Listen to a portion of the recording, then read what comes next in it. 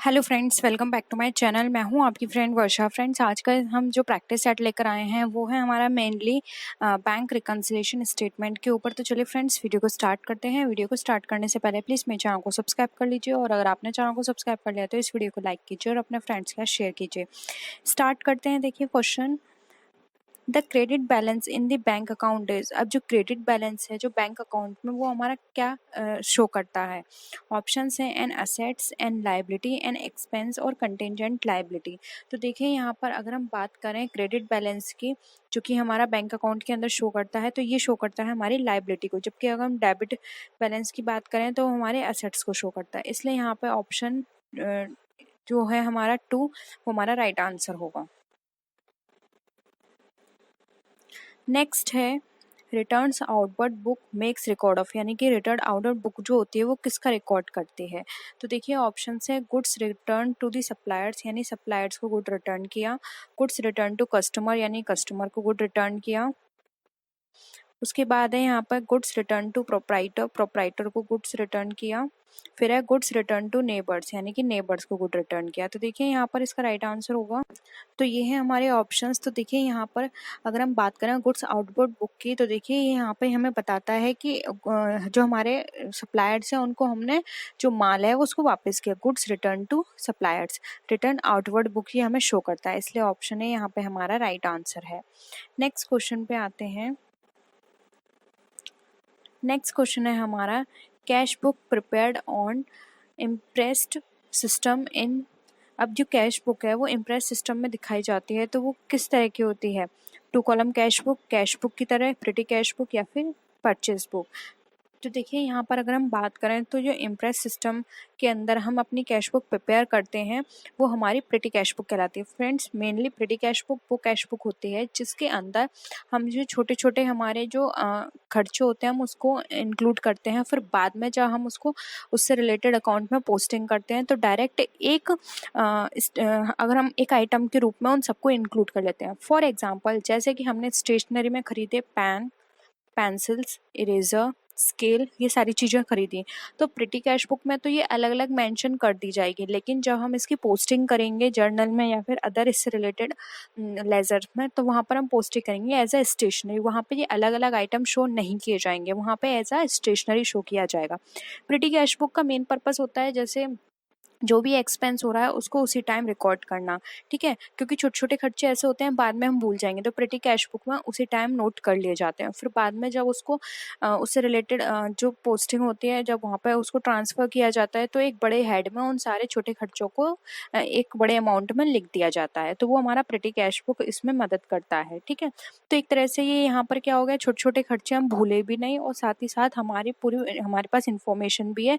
कभी हमें पता चले कि फॉर एग्जांपल स्टेशनरी है वो हमारी ज़्यादा अमाउंट की आ गई, तो हम बाद में एज अ रेफरेंस देख सकते हैं कि इस स्टेशनरी में एक्चुअल में हमने कौन कौन से आइटम परचेज किए हैं, ठीक है।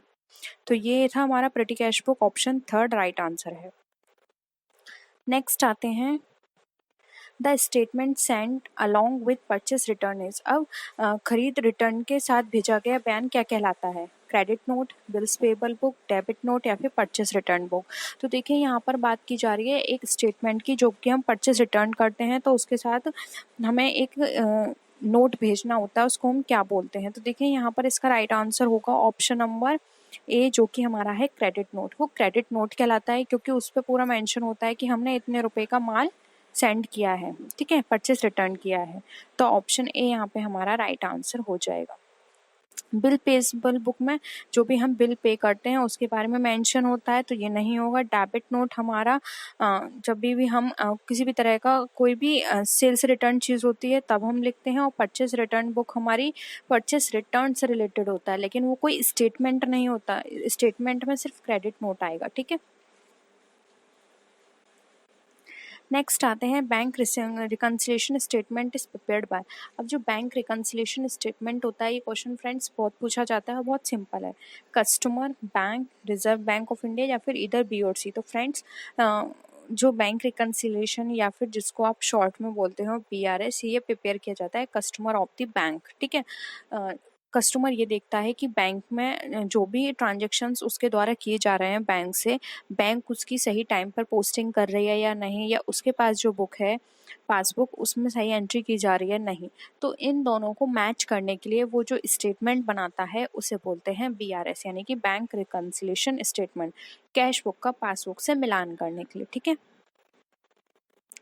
नेक्स्ट आते हैं फ्रेंड से थोड़ा बड़ा क्वेश्चन है, तो मैं इसका फ़ॉन्ट साइज छोटा कर रही हूँ। तो आई होप आपको क्लियर होगा, या फिर आप 2 बार देख लीजिए। पहले आप क्वेश्चन पढ़ लीजिए। देखिए क्वेश्चन है हमारा, while preparing bank reconciliation statement, checks paid into bank but not yet cleared are, यानी कि जब आप बैंक रिकंसिलिएशन स्टेटमेंट प्रिपेयर करते हैं तो चेक जो आपका बैंक में पेड हो गया है लेकिन वो अभी तक क्लियर नहीं हुआ है। हिंदी में भी देख लीजिए, बैंक सुलह बयान तैयार करते समय बैंक में भुगतान किए गए चेक भुगतान तो कर दिए हैं आपने, लेकिन अभी तक वो क्लियर नहीं हुआ है, यानी कि वहाँ पर सबमिट नहीं हुए एक तरह से बैंक के द्वारा। तो ठीक है, ऑप्शंस देखिए यहाँ पर कौन क्या क्या हो सकता है। 4 ऑप्शंस हैं हमें यहाँ पर। देखिए, added to balance as per cash book to arrive at the balance as per passbook, या फिर deducted to the balance as per cash book to arrive at the balance as per passbook. फिर है divided in the balance as per cash book to arrive at the passbook, और multiplied to the balances as per cash book to arrive at the balance as per the passbook.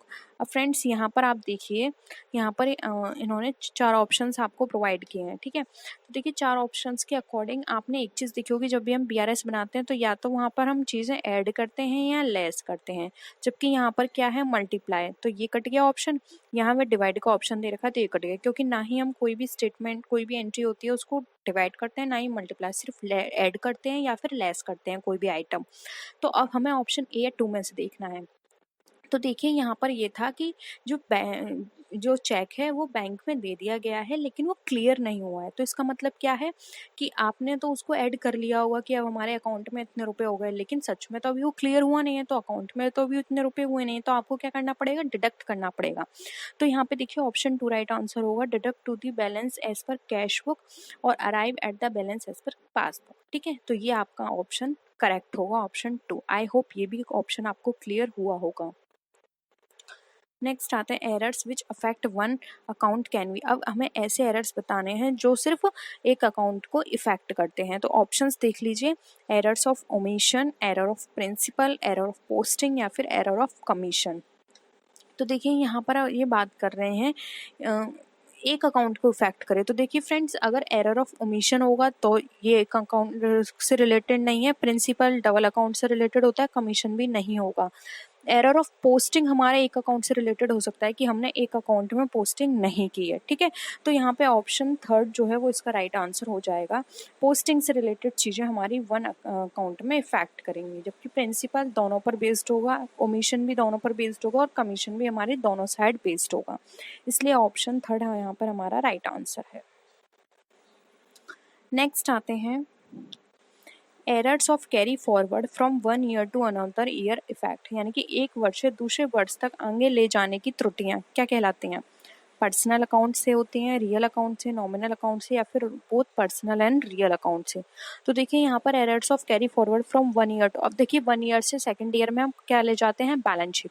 तो आपको देखिए घुमाकर ये question आपसे कर लिया गया है, एक तरह से आपको ये बताना है कि बैलेंस शीट में कौन कौन सी चीज़ें जाती हैं। ठीक है, तो फ्रेंड्स यहाँ पर अगर हम बात करें तो देखिए यहाँ पर एक साल से दूसरे साल में फॉरवर्ड की बात कर रहे हैं। ठीक है, इसका मैंने आपको एक हिंट दे दिया है, इसका आंसर आपको खुद बताना है। ठीक है, मैंने आपको हिंट दे दिया है। अब देखिए BRS से ही रिलेटेड है एक और क्वेश्चन हमारा, which of the following errors is an error of omission. अब हमें बताना है एरर ऑफ ओमिशन से रिलेटेड इसमें से कौन सी एरर है। ऑप्शन 1 है sale of 800 rupees was written in the purchase journal, यानी कि 800 रुपये की आपकी सेल हुई है लेकिन आपने परचेज जर्नल में लिख दी है। सेकंड ऑप्शन है wages paid to the Sohan, यानी कि सोहन को वेजेस पेड की और वो उसकी लेकिन अकाउंट में डेबिट कर दी है। फिर है the total of sales journal, यानी कि सोशल जर्नल का जो टोटल है वो आपने सेल्स अकाउंट में पोस्ट नहीं किया है। नेक्स्ट है the total of sales journal has posted to the sales account. अब जो टोटल है वो सेल्स अकाउंट में आपने पोस्ट कर दिया है। अब आपको यहाँ पे क्या बताना है, ओमिशन बताना है कि इसमें से कौन सा एरर ऑफ ओमिशन है। तो आप ध्यान से देखिए फ्रेंड्स, यहाँ पर एरर ऑफ ओमिशन की बात कराएं, यानी कि दोनों तरफ। तो देखिए यहाँ पर तो ये एंट्री हुई नहीं है, तो ये एरर ऑफ ओमिशन का पार्ट हो गया, ठीक है। सेल्स जर्नल में थी लेकिन पोस्ट ही नहीं हुई है, ठीक है। जबकि ये यहाँ पे गलत हुआ है, यानी कि डबल एंट्री का काम है, ये भी डबल एंट्री है और ये भी यहाँ पे गलत है, ठीक है। वो ये तो हमारी बिल्कुल सही है क्योंकि जिसकी एंट्री थी वो हमने वहाँ पोस्ट करी है, ये बिल्कुल करेक्ट है। लेकिन ऑप्शंस के अकॉर्डिंग देखें तो यहाँ पे ऑप्शन थर्ड हमारा राइट आंसर हो जाएगा। आई होप ये भी आपको क्वेश्चन क्लियर हुआ होगा। तो ये थे हमारे क्वेश्चंस। आई होप आपको ये सारे क्वेश्चंस क्लियर हुए होंगे। किसी भी तरह की कोई भी क्वेरी हो तो ज़रूर बताइएगा। आज के लिए इतना ही। वीडियो कैसी लगी कमेंट सेक्शन में ज़रूर बताइएगा। वीडियो को लाइक कीजिए, फ्रेंड्स या शेयर कीजिए, और अभी तक चैनल को सब्सक्राइब नहीं किया तो प्लीज़ चैनल को सब्सक्राइब कर लीजिए। नेक्स्ट वीडियो में फिर मिलते हैं और भी अच्छी वीडियोज़ के साथ। तब तक के लिए टेक केयर, बाय बाय।